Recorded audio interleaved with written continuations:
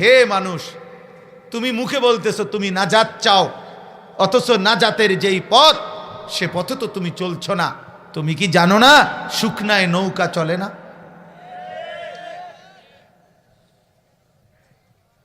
তাহলে তুমি যদি বলো আমি জান্নাত চাই, আল্লাহকে পেতে চাই, তাইলে তোমার আচরণ তো এটা প্রমাণ করে না। আচরণ তো এটা প্রমাণ করে না। কোরআনুল কারীমের মধ্যে আছে, নূহ আলাইহিস সালাম 950 বছর পরেও ওনার ছেলেকে এটা বলছিলেন। শেষ 950 বছর পরে উনি এটা বলছিলেন যে বাবা, আর কোনোদিন আমি এই পৃথিবীতে মানুষকে ডাকবো না, এই আমার শেষ আহ্বান। 950 বছর বাবা আমি মানুষকে আল্লাহর পথে ডেকেছি, আজ তুফান শুরু হয়ে গেছে, আমার নৌকা ছেড়ে যাবে আমার আল্লাহর হুকুমে। আমার বাপ, ইয়া বুনাইয়ার কাম মানা ওয়ালা তাকুম মাআল কাফিরিন, এ ছিল এক বাবার শেষ কথা। তিনি বলছেন, সন্তান এই শেষবারের মতো কেনান তোকে বলছি আব্বা, ইমানদারের সঙ্গী হও, কাফের বেঈমান পাপী মুশরিক নাফরমান তাদের সঙ্গী হইও না।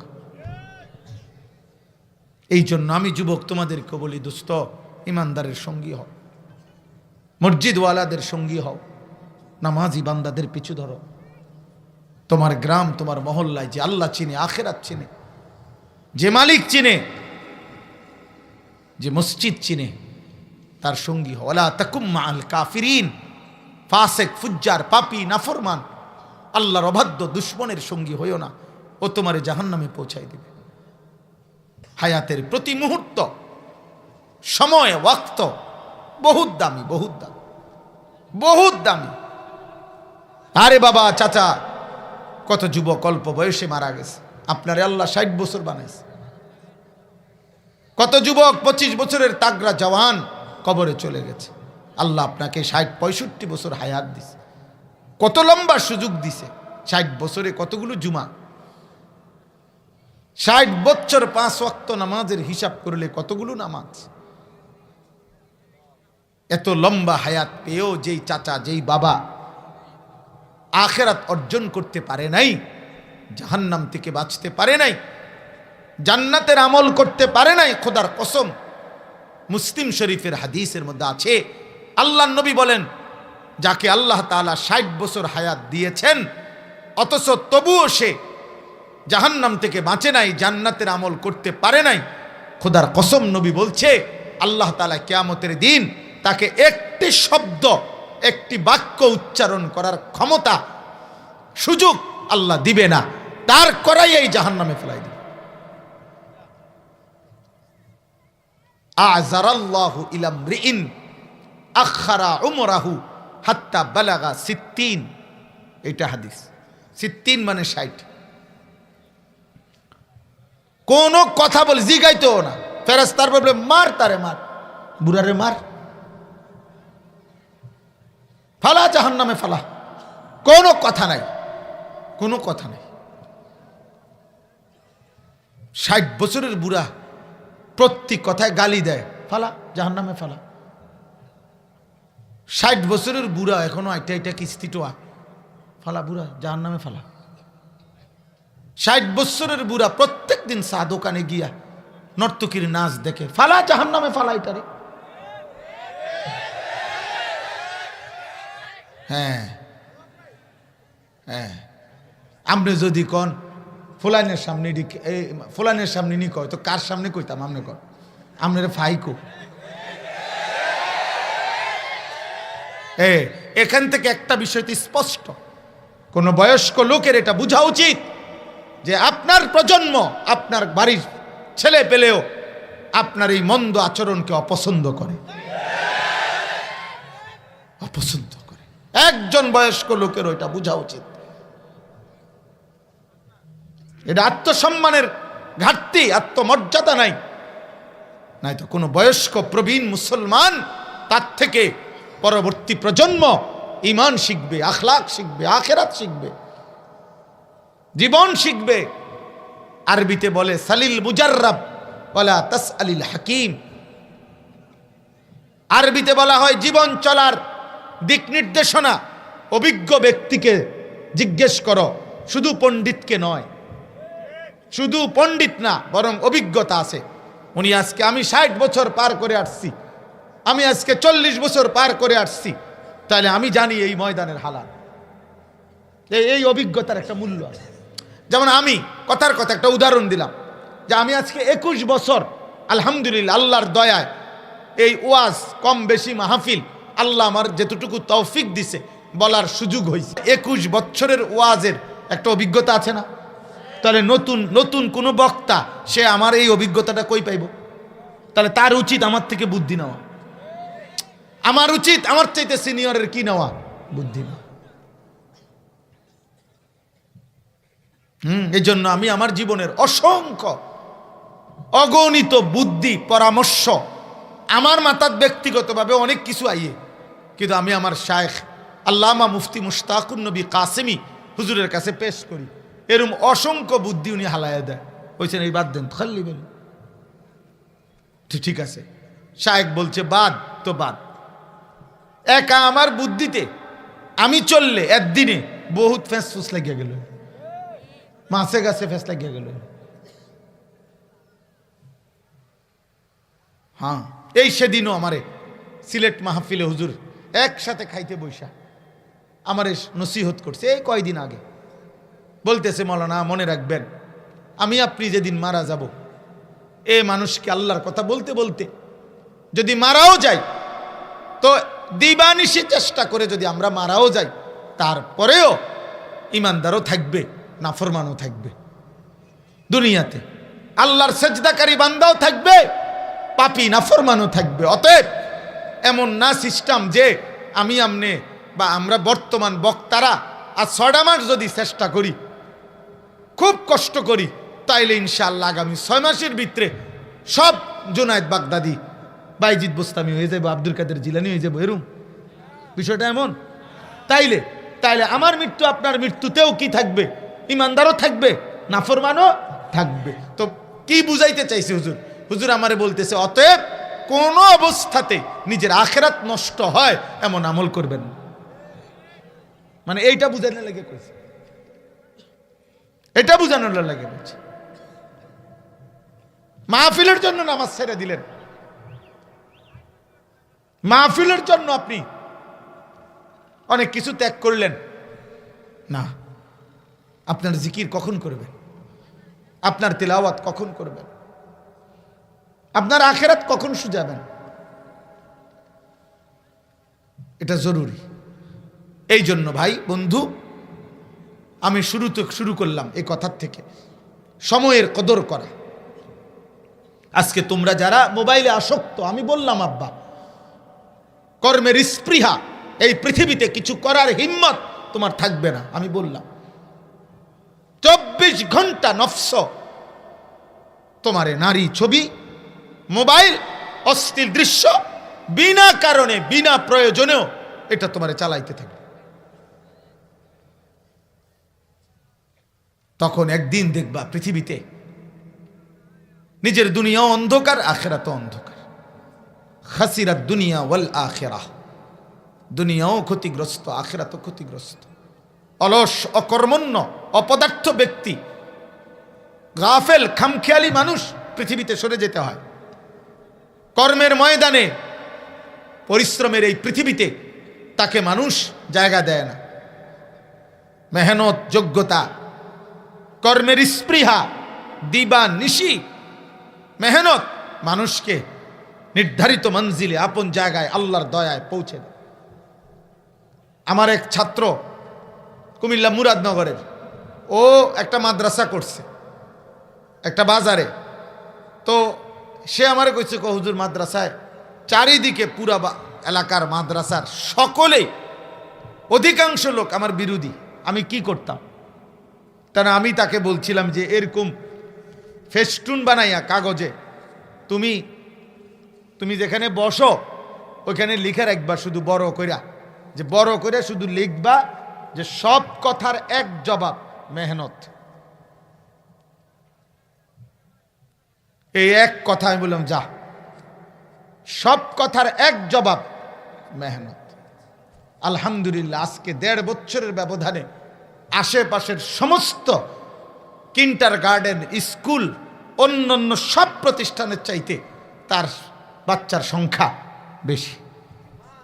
এবং তার কথা হলো, হুজুর আমার ফুজি এটাই, সব কথার এক জবাব মেহনত। কে খোসা দিছে, কে গুতা দিছে, কে দমক দিছে, কে বিরোধিতা করছে, কে শত্রুতা করছে, তোর শত্রুতা লইয়া তুই থাকবে না, কোনো দেখার বিষয়। মেহনত, পরিশ্রম, আব্বা পরিশ্রম, দিবানিশি, অন্যের কমেন্টস, অন্যের মোবাইল, অন্যের ছবি, অন্যের বিভিন্ন কিছু তুমি দেখলা, তা তোমার জীবন গড়বা কখন? আমার উস্তাদে মোহতারাম আল্লামা হারুন আল মাদানী দামাত বারাকাতুহুমুল আলিয়া, অনেক বড় মুহাক্কিক, বাংলাদেশের একজন শ্রেষ্ঠ অন্যতম বুজুর্গ আলেম, নোয়াখালী লক্ষ্মীপুর টুমচর ইসলামিয়া কামিল মাদ্রাসার সাবেক প্রিন্সিপাল, শেখুল হাদিস, অনেক বড় বুজুর্গ আলেম। এই হুজুর আমগরে ছাত্র জীবনে বলছিল যে হিংসুকের সবচেয়ে বড় লস কি? হুজুরে বলছিলেন, হিংসুকের সবচেয়ে বড় লস, যে সময়টুকু হিংসা করতেছিল ওই লোকের, ওইটুকুতে সে নিজের কিছু করতে পারত।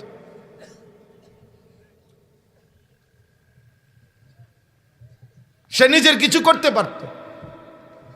ওই হিংসাই করে গেল, তার বিল্ডিং দোতলা হয়ে গেল, অথচ একটা দোতলা বিল্ডিং করতে কমপক্ষে 2 বছর লাগছে। এই 2 বছরে সে এখন টিনের ঘর হইলো করতে পারত। কিন্তু ওই অন্যের হিংসা করতে করতে তার জীবন শেষ। এ ঠিক তোমরা মোবাইলের ছেলেরাও এই সারা পৃথিবীর আলতু ফালতু, প্রয়োজন অপ্রয়োজন, দরকারি বেদরকারি যাবতীয় কথা দেখতে দেখতে, নারী, ছবি, পাগল, ছাগল, মাতাল, সুস্থ অসুস্থ, তার সিরা তারওয়ালা, সব কথা শুনতে শুনতে দেখতে দেখতে, আহা একদিন দেখবা তোমার হায়াত হয়ে গেছে 30 বছর, তোমার বয়স হয়ে গেছে 35 বছর। আজ পিছন দিকে তাকায় দেখবা কিছুই নাই, না দুনিয়া আছে না আখিরাত আছে। আমার একজন আপনজন আছে, ওনার আব্বা সরকারি উচ্চ পদস্থ কর্মকর্তা ছিল। উনি আমাগরে দেখলে এখন অনেক দিন আমারে দেখা জড়াইয়া কান্দে কান্দে, শুধু এইটা কয়, ভাই ভাই আমি, আমার আব্বা আমারে কত কাঁদছে, হাতে ধরে কাঁদছে, তুই কিছু পড়ালেখা কর কিছু। আমি ইচ্ছা করে পড়লাম না, কাজ আমি সকালবেলা গরুর ঘাস কাইটা গরুরে ঘাস খাওয়াই আর সারাদিন কৃষি কাজ করি। আমার বাবা ছিল উচ্চ শিক্ষিত, উনি এখনো বাইচে আছেন, আমার সে আত্মীয়। এই জন্য আমি আজকে কথাটা লম্বা করলাম। প্রিয় সন্তান, তোমরা শীতে কষ্টে ঠান্ডায় বসে আছো, অনেক ছেলে মাশাআল্লাহ, সকলের কাছে অনুরোধ, আব্বা তোমার পৃথিবী তুমি গড়ো, তোমার জীবন তুমি গড়ো, তোমার আখিরাত তুমি সাজাও। নিজেকে ভুলে যাওয়া, নিজের কর্তব্য ভুলে যাওয়া, আত্মপরিচয় ভুলে যাওয়া, খোদার কসম এর চাইতে বড় ব্যর্থতা আর কিছু হইতে পারে।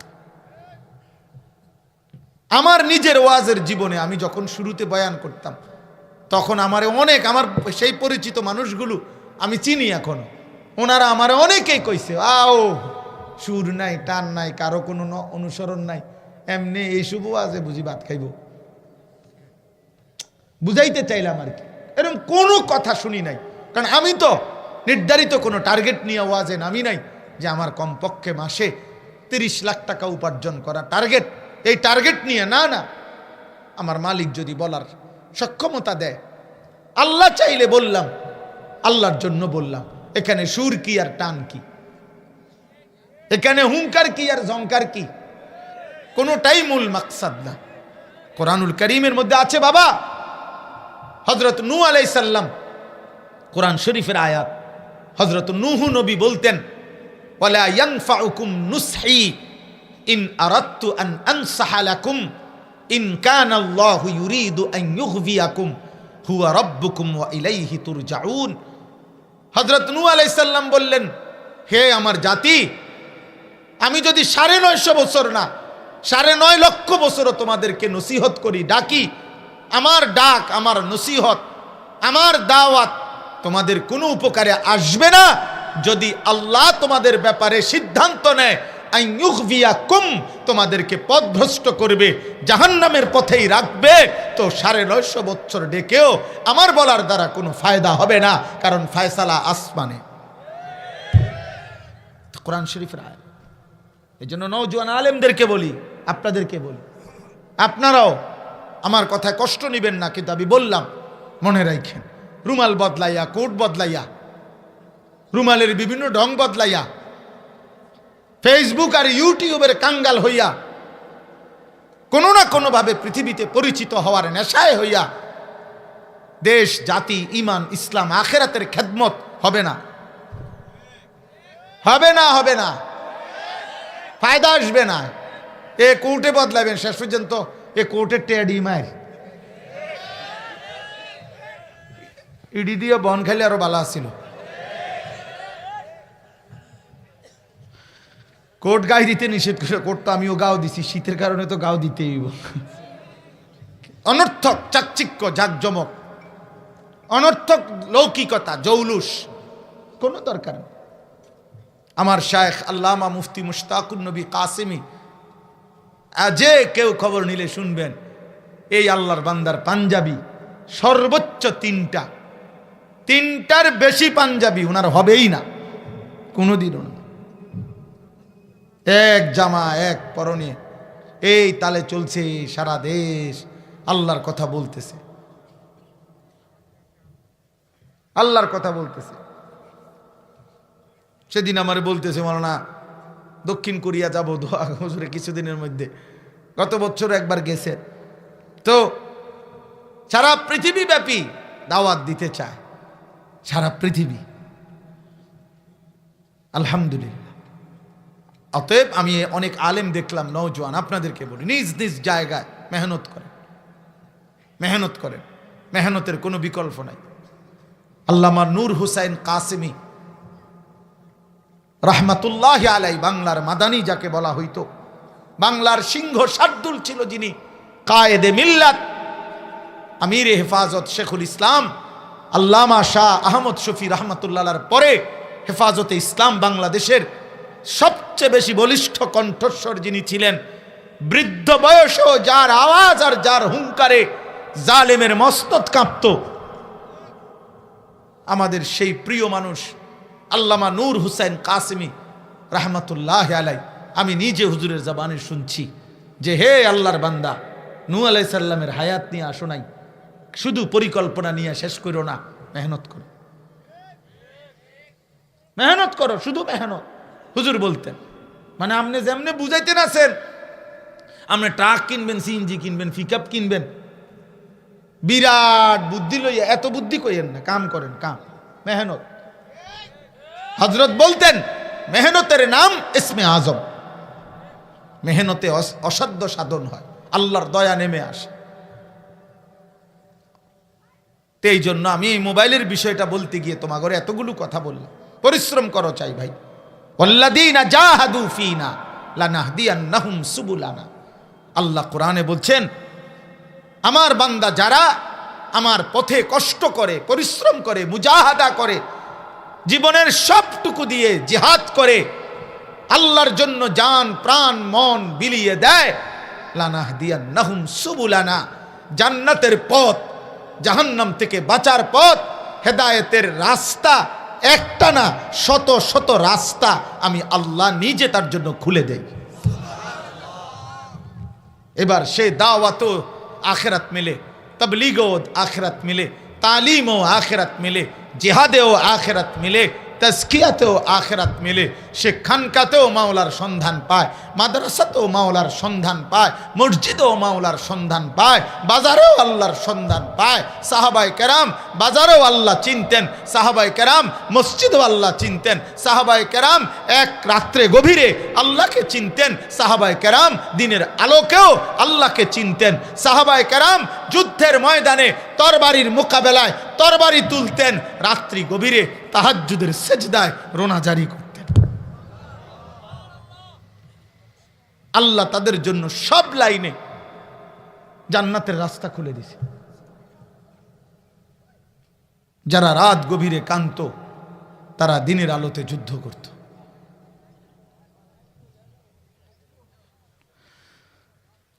আজকে মুসলমানের কিশোর, মুসলমানের নওজোয়ান, না পৃথিবী গড়লা না আখেরাত গড়লা। আফসোস বাবা, আফসোস, আফসোস বেটা। আরে আব্বা, যদি মাটি কাটতি অনেক সম্পদ জমা করতে পারতি। মোবাইল না টিপ্পা, এই চুলের ফ্যাশন আর নারীর লোভ, উলঙ্গ ছবি আর অস্থির দৃশ্য এর পিছনে শেষ না করে মাটি কাটলে, বুট বেচলে, বাদাম বেচলে, মুড়ি ভাজলে খোদার কসম আর্থিক অনেক উন্নতি হইত। একজন পুরুষ, একজন যুবক, এত নারীর চাহিদা তো তোমার প্রয়োজন নাই বাবা। তুমি এত শত নারী দিয়া কি করবা? এত উলঙ্গ ছবি দিয়ে কি করবা বাবা? এত নর্তকী দিয়ে কি করবা? আল্লাহ নবী সাল্লাল্লাহু আলাইহি ওয়াসাল্লাম বলছেন, মান নাযারা ইলা মাহাসিনি ইমরাআতিন আজনাবিয়্যা সুব্বা ফি আইনাইহিল আনিক ইয়াউমাল কিয়ামাহ। যে ব্যক্তি বেগানা নারী, অনুমতি নাই এমন ভিন নারীর নজর করলো, তাকালো, তাকে দেখলো শাহওয়াত কামনা বাসনা নিয়ে, আল্লাহর কসম নবী বলছে কিয়ামতের দিন তার দুই চোখে জাহান্নামের জ্বলন্ত আগুনের সীসা ঢেলে দেওয়া হবে। আমাদের খতিবে আজম মুনাজেরে জামান আল্লামা নুরুল ইসলাম অলিপুরি দামাত বারাকাতুহুমুল আলিয়া, তিনি বলেন যে হে আল্লাহর বান্দা, গুনার মজা হিসাব কইরো, গুনার মজা কতক্ষণ আর গুনার সাজা কতক্ষণ। রাস্তার নারী, মোবাইলের নারী দেখছো কতক্ষণ, মজা নিছো কতক্ষণ, আর আখিরাতে জাহান্নামের সাজা পাইবা কতক্ষণ। ইমাম শাফি রাহমাতুল্লাহ আলাইহি বলছেন, আজ-জিনা কারজুন। একটা যুবক শুনো, একজন শুনো, তুমি বদলাও। ইমাম শাফি রাহমাতুল্লাহ আলাইহি বলছে, নারীর সাথে কোনো হারাম সম্পর্ক জিনা, কোন নারীর সাথে হারাম যেই কোনো সম্পর্ককেই জিনা বলে। চোখ দিয়ে হলে চোখের জিনা, হাত দিয়ে ছুঁইলে হাতের জিনা, অন্তর দিয়ে কল্পনা করলে অন্তরের জিনা, কান দিয়ে ওই নারীর হারাম প্রেমের কথা শুনলে কানের জিনা, পাও দিয়ে ওই নারীর সাথে এগিয়ে গেলে পায়ের জিনা, লজ্জাস্থান দিয়ে অপকর্ম করলে লজ্জাস্থানের জিনা, সবটাই জিনা। বিবাহ বহির্ভূত নারীর সাথে যেই কোনো আচরণ হারাম আচরণ, এটা জিনা, জিনা, ব্যভিচার, ব্যভিচার। আর আল্লাহর কসম ইমাম শাফি বলেন, জিনা হচ্ছে, ব্যভিচার হচ্ছে নারীর সাথে হারাম সম্পর্ক। কারজুন, ঋণ, ঋণ, এটা তুমি হাওলাত নিলা, ঋণ নিলা। তিনি বলছেন, হে আল্লাহর বান্দা, হে যুবক, যদি তুমি তওবা না করো, আল্লাহ যদি মাফ না করে, তিনি বলছেন কসম তোমার পরিবারের কাউকে দিয়ে তুমি সেটা শোধ দিতে হবে। তোর বিবি শোধ দিবে, তোর মেয়ে শোধ দিবে, এটা তোর বোন শোধ দিবে। ঋণ শোধ করবে, ঋণ, তোমার পাপের ঋণ। ওই যে ওরা হাসে, ওই যে প্রতিবন্ধীরা হাসে, ওই যে দেখে, হ্যাঁ, ওনাদের কাছে ভাল লাগতেছে। লজ্জিত অনুভূতি হওয়া তো উচিত না, বরঞ্চ হাসতেছে। হ্যাঁ, আফসোসের বিষয়, লজ্জার বিষয় বেটা, লজ্জিত হওয়া উচিত। এই জন্য আমি বললাম, কোনোভাবে হায়াতকে নষ্ট না করা। ওয়ালা তুলকু বিআইদিকুম ইলা তাহলুকা। আল্লাহ তাআলা বলছেন, হে আমার বান্দা, নিজের হাতে নিজেকে ধ্বংসের দিকে ঠেলে দিও না, নিজেরে নিজে শেষ করো না। গুনাহ মানুষকে শেষ করে দেয়। ওয়া ইন্নাল ফুজুরা ইয়াহদি ইলান নার। আল্লাহর নবী সাল্লাল্লাহু আলাইহি সাল্লাম বলেন, সমস্ত পাপ গুনাহ মানুষকে জাহান্নামের দিকে টেনে নিয়ে যায়। আল্লাহর নবী সাল্লাল্লাহু আলাইহি সাল্লাম বলছেন। হযরত আব্দুল্লাহ ইবনে আব্বাস বলছেন, গুনাহ নগদ মানুষের 5টা ক্ষতি করে। প্রত্যেক গুনাহ দুনিয়াতে তৎক্ষণাৎ 5টা ক্ষতি করে। 1, চেহারা কালো করে। 2, অন্তর অন্ধকার করে। 3, শরীরের ক্ষমতা নষ্ট করে। 4, রিজিকের কমিয়ে দেয়। 5, মানুষের অন্তরে ঘৃণা তৈরি করে। তোমরা এখন চলো, আজকে এখন ইনশাআল্লাহ এই মজমায় আমরা যারা আজকে সারাদিনে 5 ওয়াক্ত নামাজ পড়েছি আমরা এক পাশে দাঁড়াই, আর আজকে সারাদিনে 1 ওয়াক্ত নামাজের পরো নাই, যার কপালে একটা সেজদা নাই, মানুষরূপী হাইওয়ান, মানুষরূপী চতুষ্পদ পশু, তুই এখানে দাঁড়া, একসাথে 2 পাশে দাঁড়াই, চল। হ্যাঁ চল বেটা, প্রমাণ হবে এখন। প্রয়োজনে অত্যাধুনিক মেশিন আই না, প্রমাণ কর, দেখ যে চেহারার মধ্যে মায়া, ভদ্রতা, সৌন্দর্য কাকে দেখলে মনে হয় নিরপেক্ষ কাউকে নিয়ে আসো, চলো। দেখবা পৃথিবীর যেই কোনো বিবেকবান, আদনা বিবেক আছে যার, সে বেনামাজি সেজদাবিহীন ওই নাফরমানের চেহারার দিকে তাকাইলেই বলবে এটারে দেখলেই মনে হয় অসভ্য, এটারে দেখলেই মনে হয় বেয়াদব, এটারে দেখলেই মনে হয় অকৃতজ্ঞ। বেনামাজি বেয়াদব, বেনামাজি অসভ্য, বেনামাজি অসভ্য, বেনামাজি গাদ্দার, বেনামাজি অহংকারী। আর এই পৃথিবীতে আব্বা অকৃতজ্ঞ ব্যক্তিকে মানুষ বেয়াদবি বলে। তুমি জিগাও, আমি যদি উনারে বলি বেটা আজকে 2 বছর বেটা সুখে দুঃখে তোর পাশে আমি ছিলাম, 2 বছরে যখনই দেখা হয়েছে তোকে বেটা হাদিয়া দিছি, খাওয়াইছি, খোঁজখবর রাখছি, আগলাইয়া রাখছি, আজ 2 বছর পরে তুই বেটা আমারে চেনস না, এতটুকু কৃতজ্ঞতা তোর মধ্যে নাই? তুই মানুষের বাচ্চা, মানুষ এরম বলবে না? কথা বলে না কেন? বলেন এরম বলবে কিনা কাউকে? তো আল্লাহ যদি বলে বান্দা আমি 24 ঘন্টা এই গোটা আসমান ও জমিন, চন্দ্র সূর্য, আলো বাতাস, রোদ বৃষ্টি, নিঃশ্বাস, হার্টবিট, তোমার হাত পাও, চোখ নাক কান, এই কোটি নিয়ামত দিয়ে 24 ঘন্টা আমি আল্লাহ তোমাকে দিয়ে রাখছি, এই এত কিছুর কৃতজ্ঞতা হিসাবে একটা সেজদা দিলা না, তুই মানুষের বাচ্চা? বল বেটা, একটা নাফরমান বল বেটা, বেনামাজি, নাহলে আমি দাঁড় করাই দেই। ছি ছি ছি ছি বেটা, মানুষের ঘরে, মুসলমান মা বাবার ঘরে এত বড় নিকৃষ্ট বেয়াদব কেমনে হইলি বেটা? রক্তে তোর মায়ের রক্ত নাই, তোর রক্তে তোর বাপের রক্ত নাই? বলো মিয়া বেনামাজি, তুমি তো তোমার বাপকে অপমান করলা, মাকে অপমান করলা,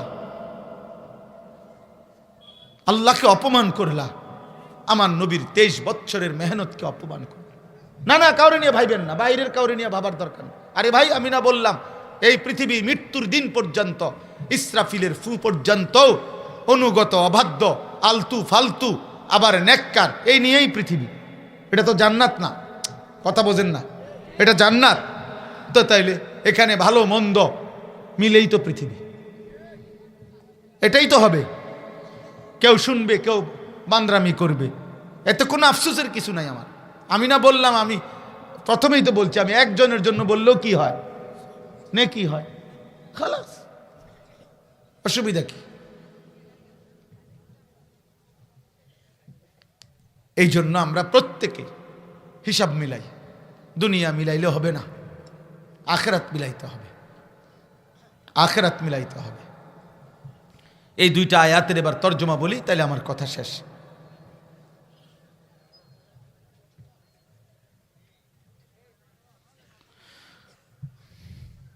আমি তর্জমাটা বলি। আল্লাহ তাআলা বলতেছেন, যার জীবনটা এই 4টা বিষয় নিয়ে 4টা কথা বলছে প্রথম আয়াতে। আল্লাহ তাআলা বলছে, যেই ব্যক্তির জীবন এই 4টি বিষয় নিয়ে চলে, পার করে, যে তার জীবনটা, আল্লাহ তাআলা বলেন তার ঠিকানা, তার সারা জীবনের অর্জনের বিনিময়ে শুধুই জাহান্নাম। এই 4টা জিনিস যার জীবনে। 1, ইন্নাল্লাযীনা লা ইয়ারজুনা লিকাআনা, আল্লাহ তাআলা বলেন জীবন চলার পথে যার আচরণ দ্বারা, চলাফেরার দ্বারা বোঝা যায় যে সে মূলত আল্লাহর সাক্ষাৎ, জান্নাত চায় না, চায় না। যার আচরণ দ্বারা বোঝা যায়। আপনি বলেন না আপনি মুসলমান, তাহলে আপনি যদি জান্নাতি চান তা আপনি সুদ খান কেন? আপনি যদি জান্নাতি চান তো আপনি বিড়ি সিগারেট খান কেন? আপনি যদি জান্নাতি চান নাটক সিনেমা নর্তকীর ছবি দেখেন কেন? আপনি যদি জান্নাতি চান তাইলে বোন আপনি বেপর্দা হবেন কেন? আপনি মা বেপর্দা হচ্ছেন কেন? তাহলে বুঝা গেল আপনার আচরণ তো প্রমাণ করে না যে আপনি জান্নাত চান। মদে আসক্ত, জুয়ায় আসক্ত, নারীতে আসক্ত, চুল, চেহারা, লিবাস, পোশাক, সারাক্ষণ মুশরিক কাফের বেঈমানদের রং ঢং যার চুল চেহারা চলা ফেরায়, তুমি তার সঙ্গী হইও না বাপ, ওই তোমারে জাহান্নামের রাস্তা দেখাই দিবে, জাহান্নামের রাস্তা দেখাই দিবে। কোনো মদখোর এই পৃথিবীতে নাই যে নিজের থেকে শুরু করছে, অসৎ বন্ধু তাকে মাদকাসক্ত বানাইছে। কোনো নারী লোভী চরিত্রহীন এই পৃথিবীতে নাই, নিজের থেকে শুরু করছে। কোনো অসৎ বন্ধু তারে নারীর ফান্দে ঢুকাই দিছে, একজনও নাই। আরে মিয়া সব বাদ দেন, যারা বিড়ি খায়, এই বিড়ি খাওয়াই না মানুষের জিজ্ঞাসা করেন, এই পৃথিবীর কোন বিড়িখোর জিজ্ঞাসা করেন, দেখবেন উনি কসম দিয়া বলেন শুরু করছেন কেমনে, উনি বলবে এই আমার সমবয়সী কোন অসৎ বন্ধু ওই আমারে বিড়ি ধরাইছে।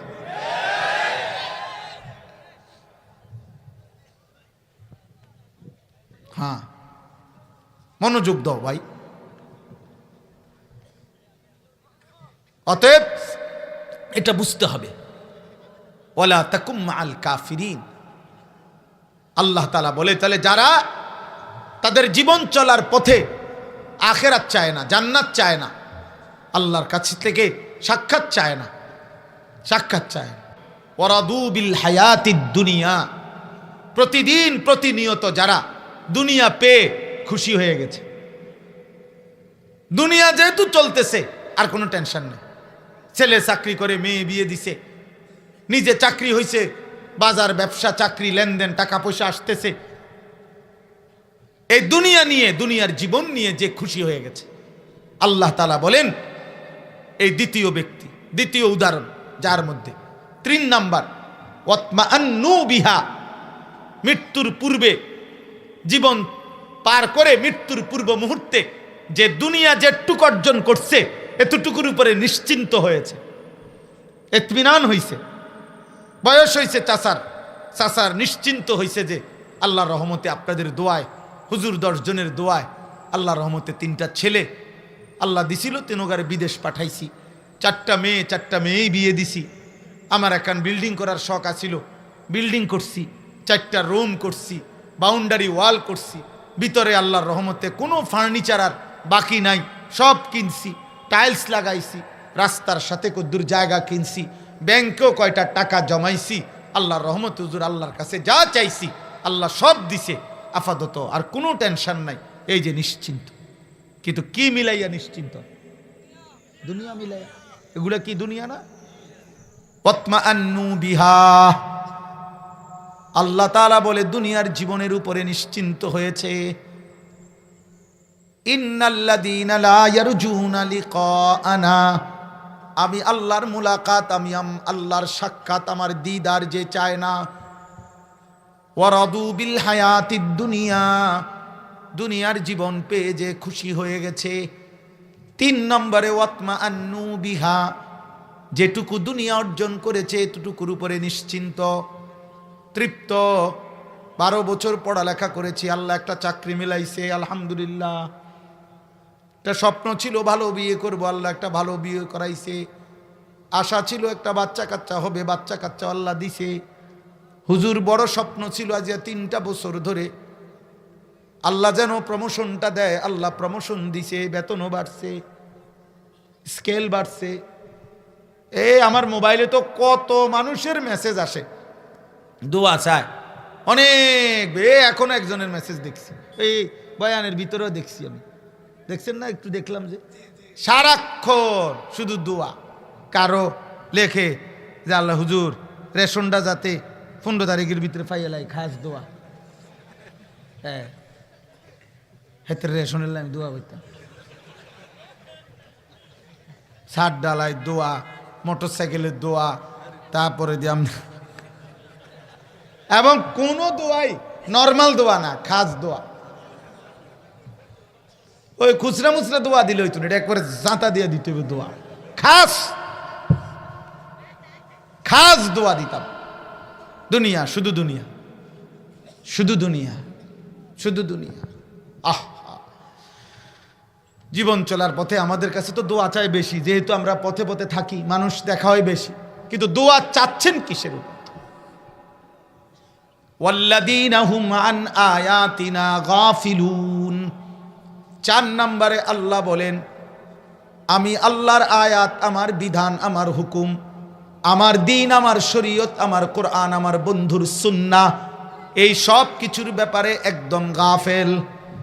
দুনিয়া সব বোঝে, ইট বালু সিমেন্ট, রাজমিস্ত্রি, কাঠমিস্ত্রি, স্যানিটারি মিস্ত্রি, টাইলস মিস্ত্রি, দলিলের সব কিছু বোঝে, বিএস, সিএস, আরএস, খতিয়ান সব বুঝে, কিন্তু তাব্বাত ইয়াদা সূরাটা শুদ্ধ কইতারে না। কুল হুয়াল্লাহু আহাদ সূরাটা সুন্দর বলতে পারে না।